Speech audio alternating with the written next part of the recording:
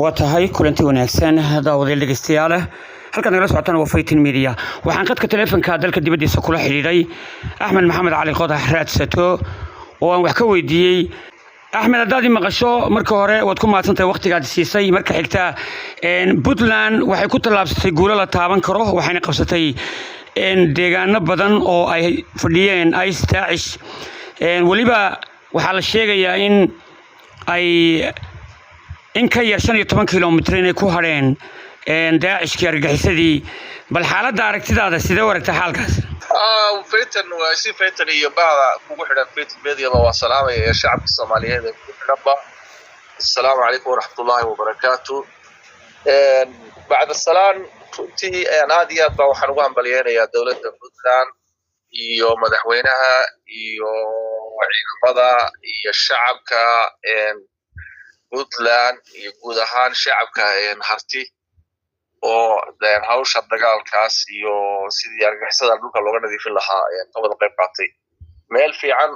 ayuu had sida ku wada dhereegsanahay oo maraya hawlgalkaasi si fiican baa loo qorsheeyay si fiican sidii qorshii loo dhigay uu ku socdaa aad baan ugu faraxsanahay maanta in maartay dhinacii badda iyo dhinacii berrigaba maxay ahayd laba aabud hadda ay ku jiraan kooxda argagixisada insha Allah in maalmaha dib soo socdaan waxaan rajaynaynaa inay soo afgoodo insha Allah mudane Axmed dad badan baa waxay leeyihiin awoodda Puntland ku duugan xaqiiqdii waa mid la yaaban yahay maxaa is leedahay dadkan markay isu tageen ciidamada tababarkooda iyo gudaha iyo badda iyo berrigaba xaaladooda inay ka adkaadeen shabakado horta Saciid Cabdullaahi Deni madaxweyne Saciid Cabdullaahi Deni wuxuu hoggaanka sii badan yahay madaxweynayaashii hore soo maray Puntland horta Ilaahay waxaad moodaa inuu ka jecel yahay oo ka nasiib badan yahay oo fursad siiyay waa isagoo kursiga fadhiya ayaa la sacaanood ay xorowday oo dagaalkii la sacaanood uu dhacay oo ay la sacaanood maxay ay xorowday oo uu qayb ka ahaa yani xoreyntii maxay yani laga sameeyay safari Somaliland ama maleeshiyaadka Somaliland dhulka joogay beesha Isaaq haddana waxa way wajigii labaad inuu cadawgii kale Somaliland ay abuurtay dhulka buuraha xero warsangeli ayaa markii hore argagixisada lagu abuuray waxana abuuray Somaliland baa abuuray xilligii maxay silaayo ayaa lagu abuuray ciidanka Somaliland ee gaari jiray ama deegaanada tagi jiray ama xero warsangeli tagi jiray ama joogay gobolka Sool ama magaalada ayaa taakulay jiray ama gudbin jiray argagixisada wixii ka soo gudbaya galbeedka ka imanaya ama wixii bariga ka imanayaba isaga maartay logisticada u sameyn jiray marka waxay sabab u ahayn maanta iyadoo ay hore aynu ogeyn awoodii ay daacish ku yeelatay ama shabaab ku yeesheen beelaha buuraha al warsangeli iyo buuraha gobolka bariba waxa weeye aynu ogeyn laga tuuro tuqaraq ayaa madaxtooyada gaarayay maxaa la yiraahdaa airportka marka Puntland maxay ahayd dagaal laba dhinac ama saddex jiya baa ku socday oo marka laga reebo siyaasadda guud ee Soomaaliya dagaal guryaheedii maartay cadow lagu abuuray oo ciidamadii kale ee shisheeyahana ay dul joogaan marka fursad waxa u noqotay in Puntland ku biirto dagaalkan maanta sidacay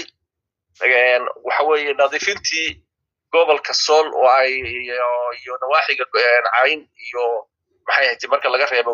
magaalada Ceergaabo oo iyadoo ku hadda la istul fadhiyo taasa waxay keentay Puntland inay u gacan banaanaato iyo ay cabsi ka qabin dhabarkeeda isla markaana ay adeegsato shacabkii iyo ciidamadii beesha harti oo dhan marka laga reebo kuwa Puntland laga reebo Puntland ciidankeedu markasta beel harti waa ku dheeyahay marka mudane laakiin Puntland wad ogtahay waa maamul indoora jiray muddo waqti dhowr iyo 20 sano maxaa mas'uuliyiintii hore ee Puntland madaxweynayaasha ka ahaa ay ugu dhiiran waayeen inta ay ku tarmayeen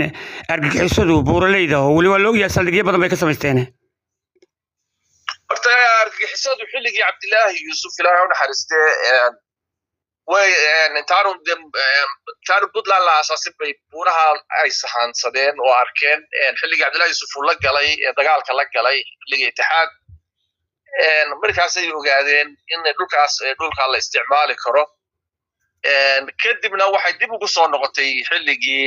maxay ahayd tibay abuurmeen cabdiraxmaan faroole madaxweyne cabdiraxmaan faroole ayay abuurantay waxyaabaha hadday ugu dhiiran waayday laba ay sababood baan weeye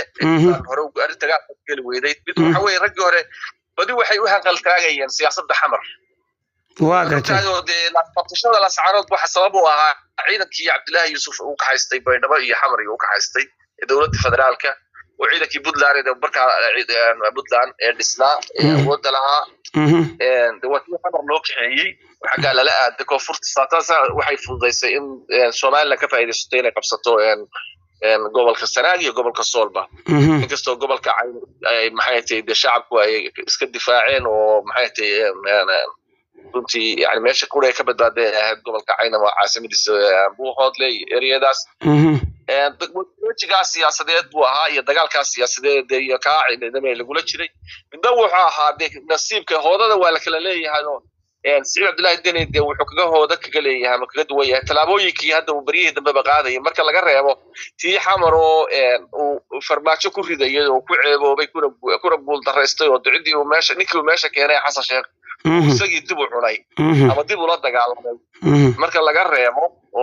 وحياتي وحيابي هذا وجود لك قبلي أما هالنقطة عرفت قبل كسول هالنقطة أما تهدى هالسعطة أما تكابياش نقالها وهذا waxyaabo badan aan isleeyahay wuu ka qabtay ama waxyaabaha sida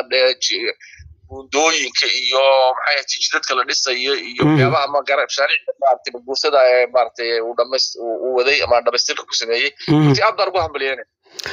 ma la dhihi karaa marka madaxweynuhu dee ilaa isba waxa la oran karaa uu qudraynaya Saciid Cabdullaahi Deni dalka madaxweyne ka noqdo Soomaaliya marka sababta ay madaxweynayaashu hore ugu dhiiranayeen waxay noqon kartaa in Somaliland ay meelahan u soo degtay gaarkooda mise waa wax ka duwan ma hay dhabarjab bay ka baqayeen dhabarjab ka baqayeen runtii waa mesela Cabdullaahi Cali Gaas Somaliland wuu la dagaalamay wuu isku dayay inuu Somaliland mal adliis ka fogeeyo tukarraq iyo gobolka Sool la ascaano dib ugu celiyo ciidankaas bal adliis yani laakiin way socon weyday Somaliland isballaarin iyo cudud iyo shacabkii maxaa la yiraahdaa harti waqooyi ama markaa dhinac sida kale uu wasageli iyo dhulbaato oo kale ay dhex galeen oo furfureen ay adeeg dad badan ka isticmaaleen iyo ciidankooda oo ciidan isku xidhan oo u dhisan oo lahaa oo hadda ciidankooda ugu burburo ciidan beeleed weeye oo maanta ciidan rasmi ma jiro waa dadka taas marka sababtaas keentay hadda waxyaabaha ugu badan ee ugu dhiiraday deedan wax ka mid ah ciidanka culayskii Somaliland iyo logisticadii Somaliland ay u sameeysay argagixisada iyo dhaqaalihii ay ku taageerayeen ayaa maxay ahayd meesha ka baxay marka mudan kale kaloo kaga duwan yahay Siciidani markaan anigu dibadda aan ka odorso siyaasadiisa aan shaqo odorso wuxuu kaga duwan yahay wuxuu ciidan buu dhisay wuxuu raggi kale majority-goodu ciidan ma dhisirin waxa laga yaabaa Faroole inuu isagu dhisay ciidan beeleed beeshiisa ah ayuu maartay buu abuuray malise beeleed beeshiisa abuuray laakiin ciidan Puntland ma dhisin Cabdiwali wuu isku dayay laakiin waxa uu suurtagal weeyday Cabdilaahi Yuusuf baa jiray wax dhisay ciidan military oo maxay ahayd Puntland ay leedahay kaasna markii dambe wuxuu ku lumay xooggiisii koonfur ayuu waa tahay marka waa tahay marka midnimada shacabka ee guud ahaan dandaqada ee dhanka ACC qaatumo iyo dhanka Puntland maxaa la dhihi karaa mid siyaasad ku timid baa mise waa mid nasiibka iyo calafku u keenay Saciid Cabdullaahi Deni maxay taasi tahay doras ahaan ما السياسة ده كتبي يا عقلي سليم بكتبي إن ما أنت فرصة داس على لومين وما دحد بطلع أنا لومين ما أنت لقى فايد يستوي عدو على سكك عيو ما دكتور الشعب كيني بعد كقاضيين مركل لقى ربع ضدك عيلين أيام إني عشوري ضد قاضيين قال عصتدي محي هتي صعد كي خط يعني محي هتي بقى الحوج لو الشعب كهين أما ضماملك مركل وقتي فرصة دي أي وقتي فرصة دي أي شرتي أيو يا سعيد عبد الله الدولة وهو قامنا إياه أي كفائدتي ما يضيعين تنتي وحلاها هو وقت لو بعنا مع شغلة على قبطي سفي عنا والله قبطي والله هناري وين وسعتها إن شاء الله. ما لديه كلام مركه هجاميه يجو وناكسنا صامري بوتلان إسلام مركنا ده كم بدي يوحنا نقول سيد عبد الله الدني تعرف ما التلمام كره سوى حكي دوين بشرة. may waxaan oran karaa waa hogaamiyihii labaad Cabdullaahi Yuusuf baa bilow dowlad dhiskii Puntland baa sameeyay oo abuuray marka laga hadlo isaga maartay waayeel u ahaa isku keenay dhisay hoggaan qaaday dadka walaaleeyay difaaca adkeeyay laakiin haddana dowladii isagu madaxweynaha ka noqday xamar ayay Puntland ku daciiftay oo maxay ahayd dowlad Soomaaliyeed iyo uu raadinayay marka Saciid Cabdullaahi Deni waxa weeye inta kale oo dhan ka nasiib fiican yahay kana blame fiican yahay marka xaqada laga hadlo laakiin waxa imtixaanku isaga hadda ku dagaalkaas markuu dhabaado wuxuu qaban doonaa fayda labaad ee ciidanka ay qaban doonaan iyo maxay ahayd arrintan ku taagan harti ku taagan ee gobolka Sanaag maalin hore uu ka hadlay markuu kulufkan colaadeed uu la gelayay argixisada ceergaaban baa ka rabnaa buu yiri nabad ka muuqatana ma jirto waynu arkaynaa muqaadada ceergaabo ka dhacay iyo fuudda isaaq ay isugu timi ee ku tashanaya marka Saciid Cabdullaahi Deni hadda u yaala taxaankii gobolka Sool uu ku guuleystay taxaankii argixisada uu ku guuleystay taxaanka saddexaad u yaala waa gobolka Sanaag muxuu ka yeeli doonaa taa weeye iyo waliba si gaar ah beesha maxay tahay Giliya Maxamuud Harti oo u qoor dhiibatay markii ugu tagtay booso iyo suldaankii iyo salaadiintii iyo gudiyadii oo u tagay oo arrinta gobolka Sanaag kala hadlay wuxuu ka dambeysiyay ceergaaban nabadgelyo ka rabnaa markii imtixaanka hor yaala Saciid Cabdullaahi Deni maanta waa gobolka Sanaag mudane Axmed laakiin dad siyaasiyiin oo siyaasadda Saciid Cabdullaahi Deni ka soo horjeeda waxay leeyihiin Saciid Cabdullaahi Deni wuxuu heshiis la galay Somaliland oo wuxuu ka rabaa codka Jamhuuriyadda Federaalka markuu u gudbo madaxweynaha arrinkaas maxay kula tahay ma sax baa mise qalad sideedaba anigu dadka waa ka fikir duwanahay siyaasadahan waxa ka duwanahay xildhibaanada Soomaalida loo doortaa dad ku yimaada aqoon iyo wadaniyad iyo ilaahay ka cabsi mid islaamnimo midna ma aha waa nin walba shilinkiisa wuxuu u gooyay weeye marka waxa qabaa xildhibaanada hadhow xamar waa sida daabax xamar baa lagu kala iibsadaa marka taas waxa filayaa inay propaganda tahay siyaasadeed oo lagu magac dilaya Saciid Cabdullaahi Deni haddii uu diido ama iskii wuxuu ka qaban waayo isaga waa imtixaan bay ku tahay way dhaawacaysa maxay ahayd wixii qabadkiisii hore laakiin arrintaas inaanay arrin sax ahayn baan aaminsanahay propaganda ay tahay ceergaabo laakiin suldaan Saciid Cabdisalaam Maxamed Cali Shire wuxuu Febraayo ballamiyay in gudiyuu sameeyay waxaana la moodaa in gudiyo kale laga dhinac sameeyay arrintaasina waxay keentay in isu imaatin la'aan yaa burburinaya yaase iska soo horjeeda yaase shirkan ku taagan baas leedahay shirka ceergaabo iyo arrimihiisii iyo difaaci walaade beesha wasaaradda inagu talbeenu nahay inkastoo abtiyada yihiin shir bay qabsadeen markii dambena wafdi ballaaran oo madaxweyne ku-xigeenkii hore Puntland iyo ugaas Maxamuud iyo garaad Cabdullaahi garaad Salmaan iyo ay hogaaminayaan iyo cuqaal fara badan ayaa tegey oo shirku la soo galay badan waxbaa lagu soo heshiiyey ballamaan lagu soo galay haddana waxaan ognahay suldaanku inuu hadda waan arkayay maxaa la yiraahdaa meediyaha ama dad mas'uuliyiin iyo masalaadiin uu saaq oo leh suldaankii baan heshiis lagula galaynaa ceergaabo imanaya suldaanku hadda dibadda ku maqan yahay hawl dibadda ka wadaa maartay isku xidhiya dadka iyo maxay tahay wacyigelina marka beeshu deeyada shir bay qabsadeen shirkay qabsadeenna shir kale waqti kale qabsadeen deeyaga taladooda iyo hawlahooda iyo abaabulkooda iyagana u taalaa hawshana waa hawl dadka ka wada dhaxaysa si gaarana u taabanaysa beesha wasangeli iyagana laga rabaa imtixaan bay ku tahay iyagooda inay maxay tahay imtixaanka ay ku baasaan ama ay ku saaqadaan ma isleedahay waa kala qaybsanka beelweyntaas Sanaag in kala qaybsanka waxa keeni kara siyaasad taas ma la dhihi karaa wasangeli ninka yiraahdo waa qaybsanaya waa beentiis wasangeli ma qaybsana hadalada buurmadow uu dhahaa reer baa jirka ka soo qayb gelinaya reer baa halka imanayo waa sheekooyinka aqliyada maxaa tahay nimanka isaaqay maartay ay ku shaqaystaan ama ay maartay iska dhaadhiciyaan sidii ma qaybsana 4 iyo 3 nin oo meelaha maxay tahay call box ku shubo maartay oo meelaha wax looga soo turturo Hargeysa wax looga soo turturo Hargeysa ku xidhan waa laga yaabaa inay ku dhex jiraan laakiin beesha warsageli anigu xogaal baan u hayay waqtiyaashii weeye ma qaybsana doodana ma qaybsana aadka ceergaabana kuma ay qaybsanaan meel bay shacabka boqolkiiba 99 ama boqolkiiba 100 baan oran karaa percentage 0.01 baan oran karaa ayaa maxay tahay wax loo soo turtuuro saara laguma qiimeyn karo sidaynu wada ognahay dagaalka lagula jiro argixisada hadda waa gebagabo ma la dhihi karaa in loo soo jeesto deegaanada ka maqan mandaqadan SSC iyo Puntland labadaba arrintaas waxay u taallaa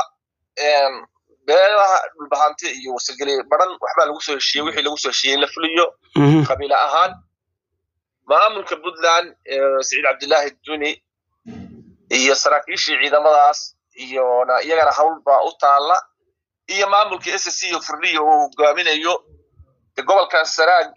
wuxuu ka tirsanaa shacabkii waxay dulsaar ku yihiin deegaanada Laascaanood iyo gobolka Sool iyo maxay ahayd iyo deegaanada SSC bay dulsaar ku yihiin waa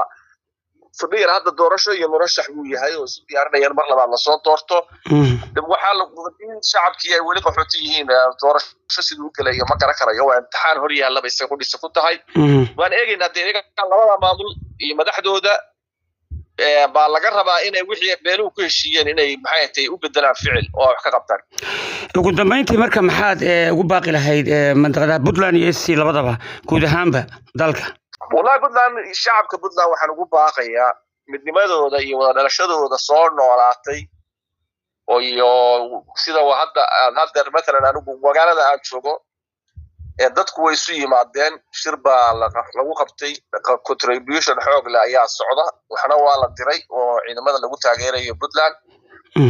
maamulka dhaqaalaha lagu shubayo dawladda lagu shubayo guddi bay u samaysay